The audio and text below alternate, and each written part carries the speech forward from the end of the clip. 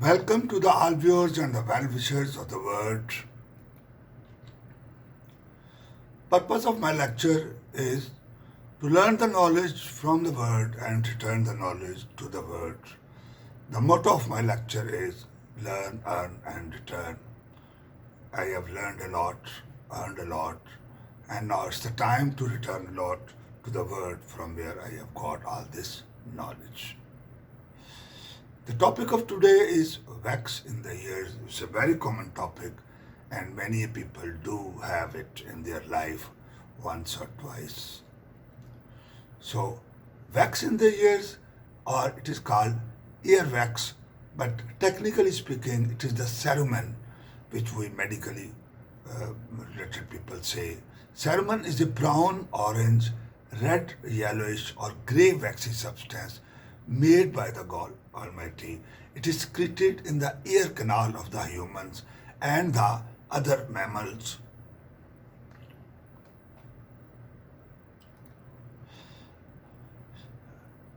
It is secreted in the human and other mammals like whales.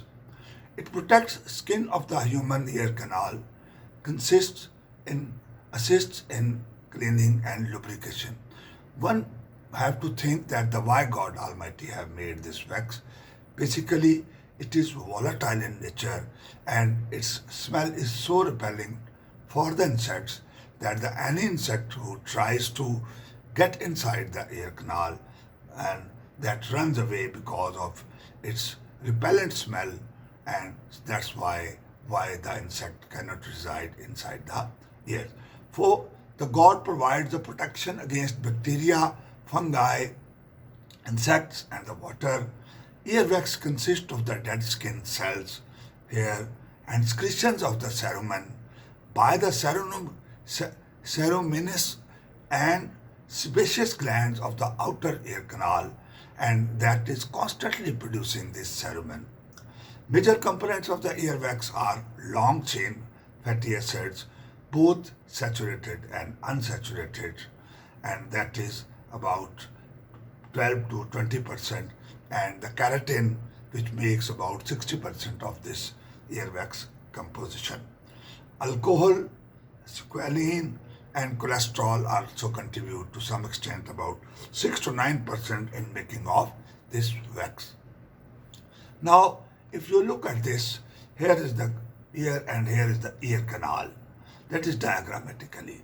And here again you can see the ear and ear canal, and here there is the ear wax or the cerumen that has been collected inside the ear canal, and that is when it is more than its production and lesser its excretion, so one can see the ear wax accumulated in the ear.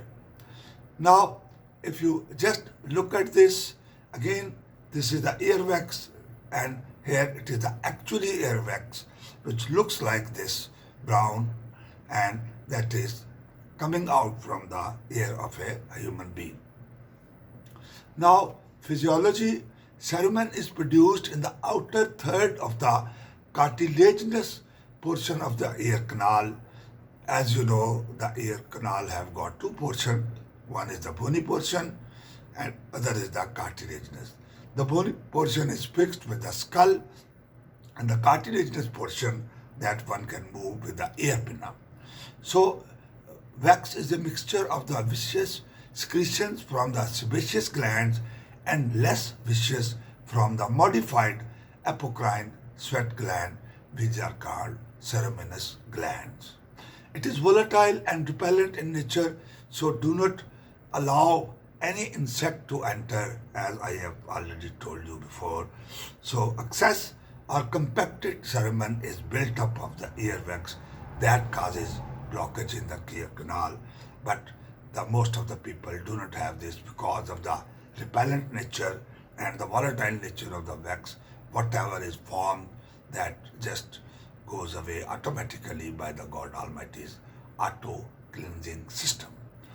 It can press against eardrum or block outside ear canal or the hearing aids which the people are using, so that can also be blocked by the earwax. Potentially cause hearing loss because because does not allow the sound wave to strike to the eardrum. So ceruminous glands, these are the modified apocrine glands. I have told you already, found in the lining of the external ear canal. These secrete cerumen and it is called earwax in common words, and it protects from dehydration, insects and entry of the foreign objects that I have already told you. So one can see the ear canal and the wax being produced in excess, and that is being shown as earwax. Now again, physiology, if you look at this, this is the apocrine gland secretions. Apocrine glands are those which put their secretory products in the gland cells, and then they pour it. And if you just look at this, these are the glands which are found in this part of the ear canal, that the cartilaginous part of the ear canal, and this is going to produce the cerumen, or that is the earwax. So the earwax can be wet or dry, and everyone makes earwax, but amounts and type of these of the types of the wax are genetically determined, just like the hair color or the height of the different human beings in different areas. There are two distinct genetically determined types of the earwax. One is called wet type, which is dominantly seen, and the dry type, which is recessively seen in the different human beings. East Asians, Southeast Asians, and the Native Americans do have dry type of the earwax, gray and flaxy, and the other Africans and the European people have a wet type of the earwax, that is a honey brown, dark orange to dark brown, and they are moist as their name is wet. So here one can see the dry or the wet.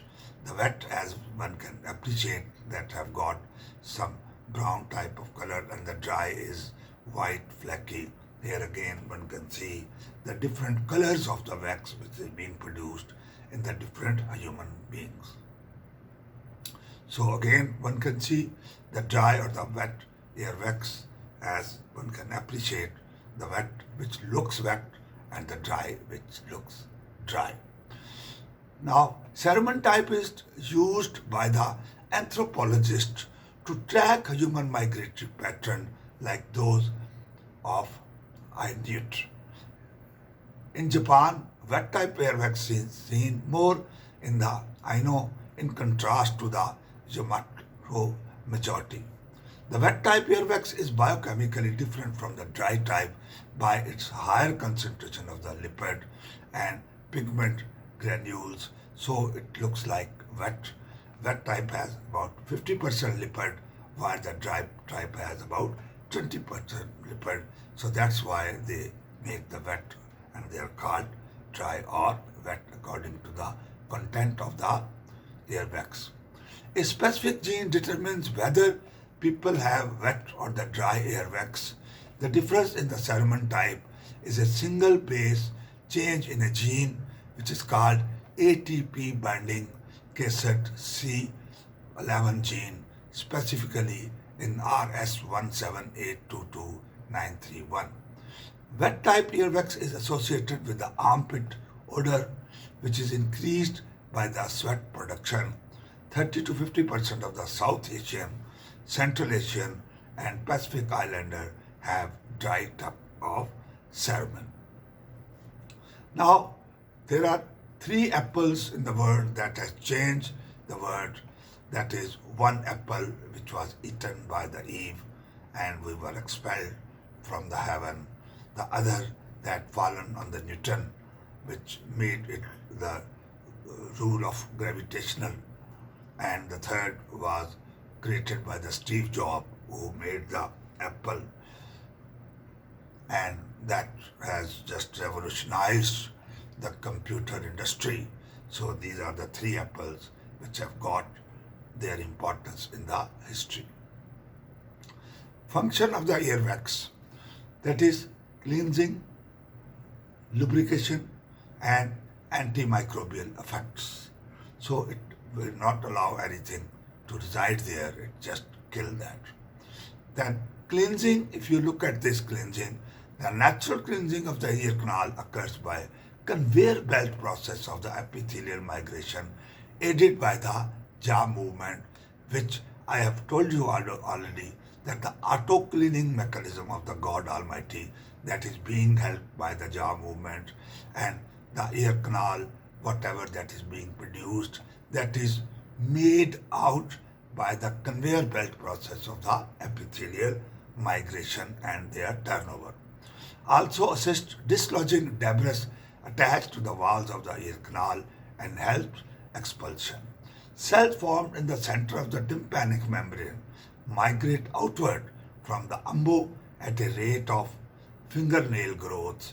So these cells make out the debris outward toward the external auditory meatus or external ear. The walls of the ear canal and the move towards entrance of the ear canal, and the cerumen also carries outward any particulate matter which is gathered in the canal in the way of their migration towards outside.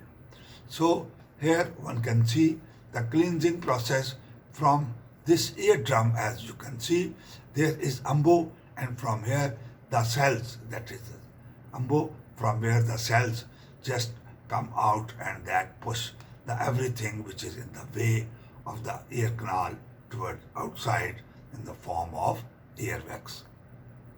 Then the lubrication by cerumen, it prevents desiccation of the skin within the ear canal. As you know, the dry ear skin is more vulnerable to be damaged, but if there is some lubrication of the canal, it protects the damage minor by any way which can be stopped or this can be ended. Lubricative properties is due to the high lipid content of the sebum which is produced by the sebaceous gland which are found in the ear canal. In wet type cerumen, these lipids include cholesterol, squalene, long chain fatty acid and alcohols. I have already told you, and that makes the ear wax wet type. Now, antimicrobial effects. Studies have told that cerumen has a bactericidal effect on some strains of the bacteria like Haemophilus influenzae, Staphylococcus aureus, and Escherichia coli by about 90%, because these are the bacteria which reside to the nearby areas of the ear and they can get entered easily into the ear canal. So the God Almighty have got the antimicrobial effect of the wax to kill these bacteria about 99%. Two fungi which cause the automycosis was also inhibited by the human cerumen, otherwise they are going to cause the automycosis. Reasons: presence of the saturated fatty acid, lysozyme, and the slight acidity of the cerumen, which does not allow the bacteria to grow properly. So that is why they are going to have the antimicrobial effect. pH typically of the ear canal is 6.1 in average. Conversely, some researchers say cerumen support microbial growth, but this is controversial. There is a lot of research yet to be put in favor and in against that.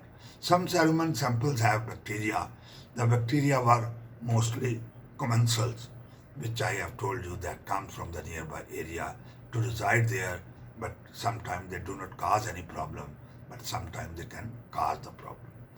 Excess earwax is called impacted cerumen. Some people's ear produced too much wax called excessive earwax or impacted cerumen. In smaller or oddly shaped ear canals, it is difficult for the wax naturally to get out of the canal. So that is the main reason. The ear canal, which is straight in its shape, do have the wax which is automatically cleared, but the people, those who have the ear canal mazy shaped or wavy shaped, so they do not have the clearance of the wax automatically. So they are more prone to have the impaction of the wax in their ear canal. So the symptom it produces are conductive hearing loss as the wax impedes passage of the sound in the ear canal, and pain in the ear if the water that is being imbibed by this wax it swells up and they put the pressure on the bony part of the ear canal, and that is causing the pain. Itchiness, definitely when it is going to touch the drum it is going to cause the itchiness, and also the ear canal that is also having the itchy feeling. Dizziness, sometimes it causes that cough, that's very important. Vagus nerve branch in the ear canal is stimulated and the people do have the cough, and one can have this experience while putting the earbud in the ear canal to clean, and the people do have the cough. That is because of that stimulation of the vagus nerve which is lying there. Then ringing in the ears, tinnitus, that is also feeling because of the wax that touching the eardrum, and the earfulness because of the presence of the wax. So one can see the excess earwax impacted cerumen that just look like this from the external ear, and the excess earwax that cause more serious symptom means infection, so cause the serious pain, and they can cause the discharge from the ear canal, odor coming from the ear, sometimes the fever. If untreated, results in the hearing loss, social withdrawal, poor work function, and the mild paranoia, a personality disorder. When you are not able to hear properly, you are going to change the side of your ear to hear the properly, and that is going to cause a change in your personality. People may present with a perforated eardrum, usually self-induced by use of the earbuds to clean the ear yourself, and one can have the perforation of the ears.